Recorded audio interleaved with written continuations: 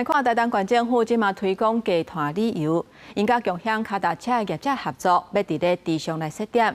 不过地上租车业者惊会影响到因的生意，所以就请议员斗阵前，希望县府卖伫咧地上设共享脚踏车租车的所在。 去年台东县政府甲一间共享脚踏车业者合作，伫台东市鹿野乡关山镇设租车点。最近佫传出要伫地上乡设点提供100台共享脚踏车。不过地上乡已经16间原车租车业者，最近才开钱办理验车登记合法程度，也惊烦恼若共享脚踏车出现，县府佫补助游客拢选择骑共享脚踏车。因为那边都要200-300，对，200-300块。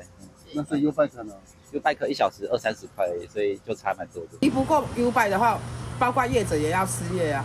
地上租车业者表示，16间的租车业者提供70万的就业机会。那引进共享脚踏车也会造成当地居民失业。透过县议员向县府申请，希望官方唔通甲民间抢生意。